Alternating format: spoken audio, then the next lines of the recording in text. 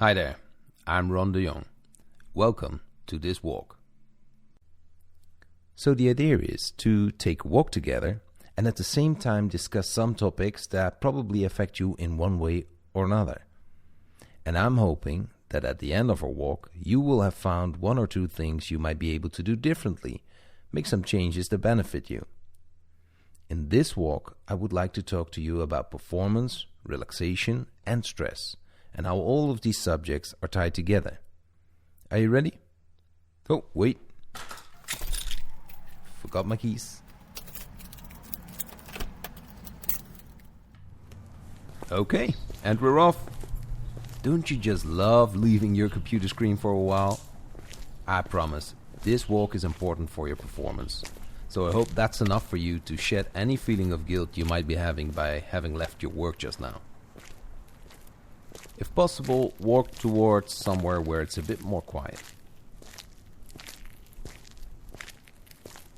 So why I wanted to talk about this topic is that stress, and especially chronic stress, can have a major effect on how you're experiencing your work and actually your life as a whole.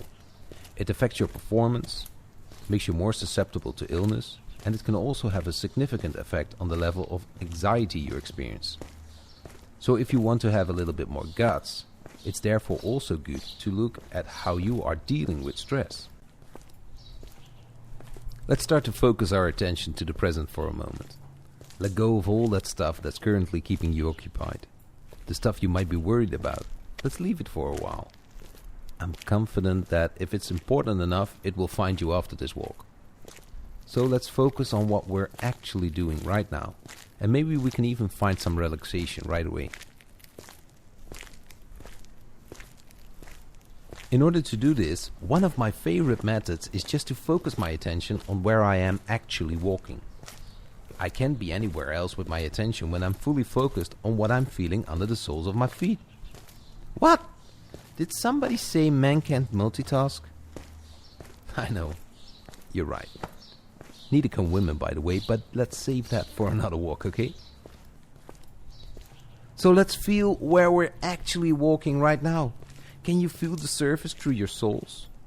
Do you feel if the surface of the path you're walking on is smooth or not so smooth? Do you walk on the cracks between the pavement stones or not? Oh no, you are allowed to walk on the cracks. I mean, of course, otherwise we won't get anywhere. Well, if you really want to, okay, just for a few meters, only on the whole stones and not on the cracks. Do it. Are you satisfied? Okay, let's move on. I'm hoping you are a bit more in the present now. It actually happens quite often that people are so busy with what still has to be done or what can go wrong or maybe what didn't go so well just now, so busy that they don't actually realize what's happening right now, in the very moment you are in. Do you recognize that? And that all can be happening while at the same moment there may be all kinds of signals that you could use to make adjustment in order to change things for the better. Let's check something right away. How is your breathing at this moment?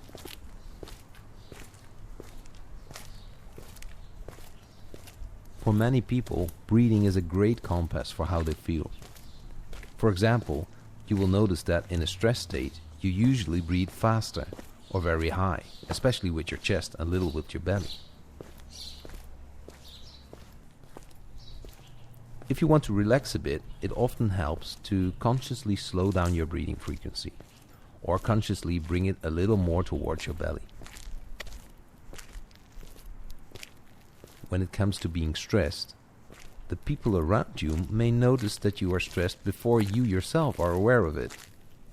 The sooner you realize this, the faster you can do things that prevent you from becoming chronically stressed. If we bring our attention to the present every now and then, we get to recognize those signals more easily. These could be all kinds of signals, of course. Your breathing is just one of them, but a strange feeling in your stomach or elsewhere can also tell you something. Or maybe there's a certain behavior that you will exhibit more. Shall we go here now? You can, of course, ask the people around you what they see when you are stressed. You may want to ask them to tell you when they are thinking you're displaying signs of stress, so that you can start recognizing this moment earlier. If you want, tell them how they can do that without you wanting to bite their heads off.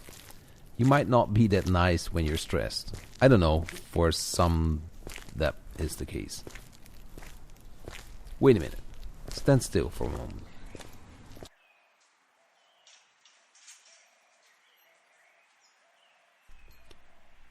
Because I actually want to tell you a bit more about the stress system, or stress systems we all have.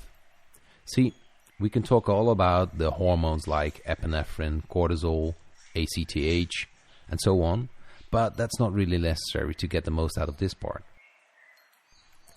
Nor is it necessary to talk about the hypothalamus, the pituitary gland, the hippocampus, or the amygdala, although I will talk about the latter two later. Help me remember when I forget. That is typically something associated with chronic stress, having difficulty remembering stuff. This is because an excess of stress hormones overflow the hippocampus, and that screws up its function to store memories. Huh? What? Oh yeah, you're right. We were going to keep this simple, and we're no longer walking. Come on, let's continue. It actually helps us to talk about an activity system or an action system rather than calling it a stress system, because you simply need the system for all kinds of effort. Also waking up or walking up a flight of stairs, actually for everything. When we think about the word stress, we often only think about the fight, flight and fright reactions in case of an emergency situation. Like when a dangerous animal comes towards you, or a car that is racing towards you while you're crossing the street. Oh! Oh man. Keep paying attention on where you are walking at the meantime, okay? Look, this kind of stress is of course great. It provides fast energy, focus, and allows us to get away. And the stress or activation we need to walk up the stairs or accomplish what you did at work just the other day, or to undertake any other activity, is also great, because without any degree of stress, we probably wouldn't achieve much. Wouldn't you agree? But of course, not everything about stress is great, and that has everything to do with chronic stress. This occurs when there's an insufficient balance between activation and recovery from that activation. Think of it like driving a car. You would not be able to continue driving a car if you wouldn't refuel that car or charge its batteries. And just like a car, we're also in need of some maintenance every now and then, right? And if you drive faster or longer than normal, you know that you will have to refuel or recharge more often, and that you also need to do adequate maintenance to prevent wear and tear. So if you work more hours or work more intensively than normal, or maybe if your private situation is more intense at the moment, you also need more recovery to eventually return to your resilient and pleasantly functioning self. How fast are you actually walking right now? Steady pace? That's okay. Slower pace is fine too. Walk as fast as you like. Maybe that is not at all as fast as you have been doing automatically just now. Go ahead, choose your own pace. I'll adapt.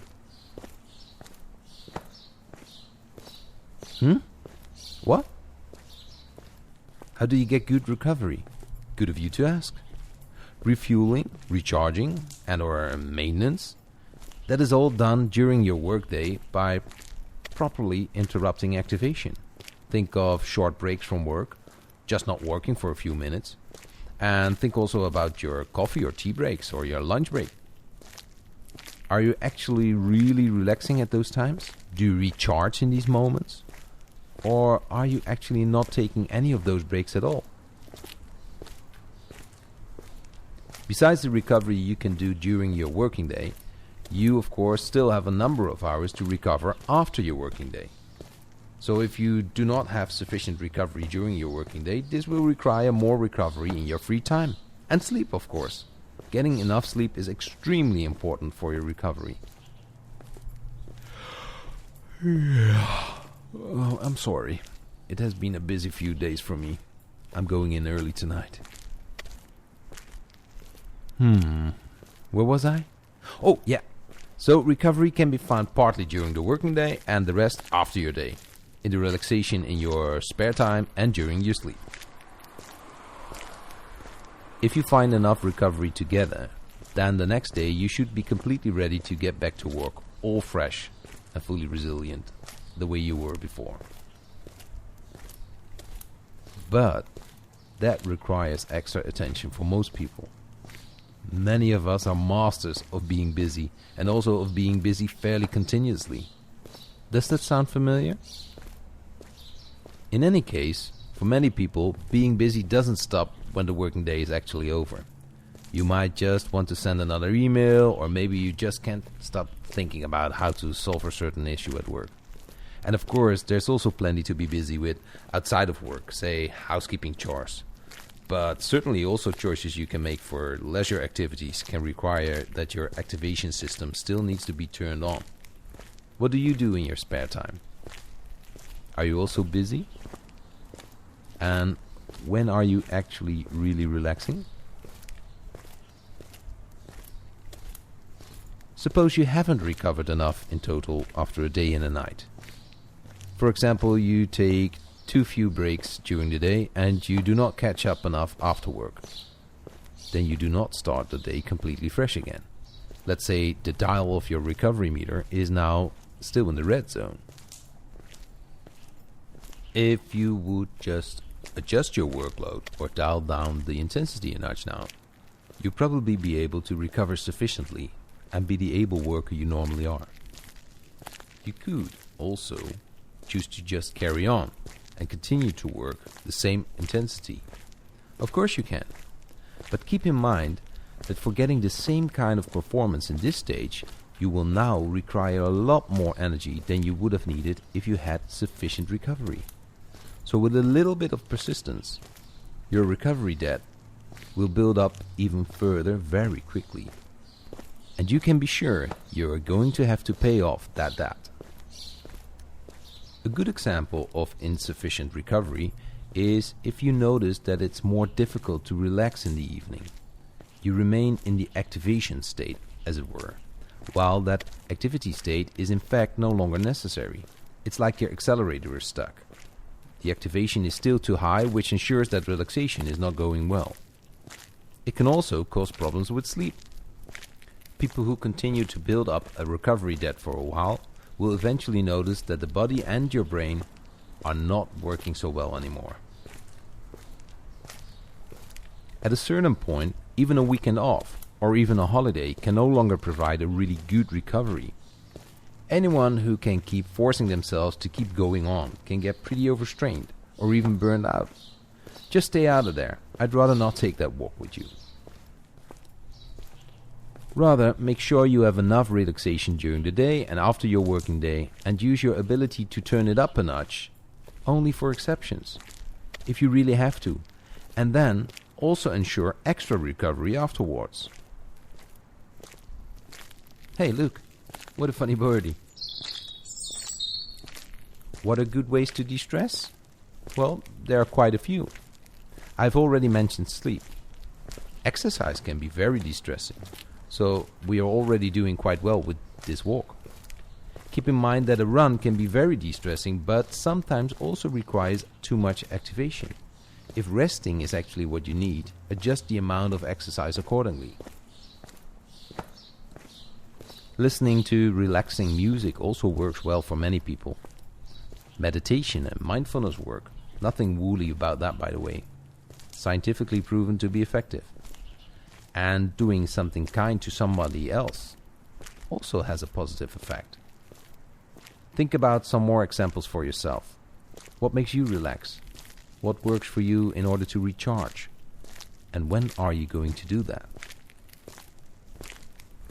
Come on, we really have to get back. What? Oh, yeah, about the hippocampus and the amygdala.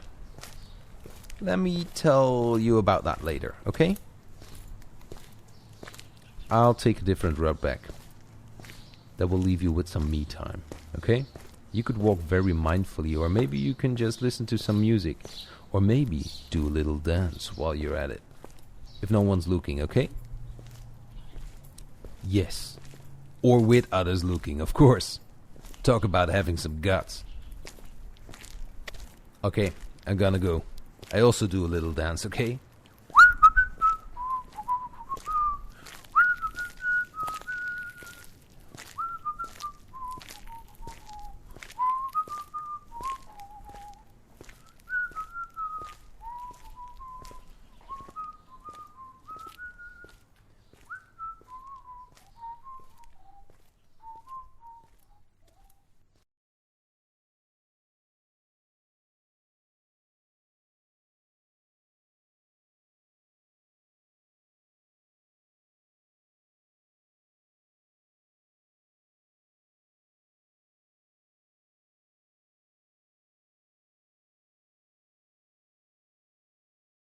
This walk was recorded by Ron de Jong from Dirtway Professional Coaching. Want to know more about the walks or our programs? Visit dirtway.nl/the walks. That is DEUR2.nl/the-walks.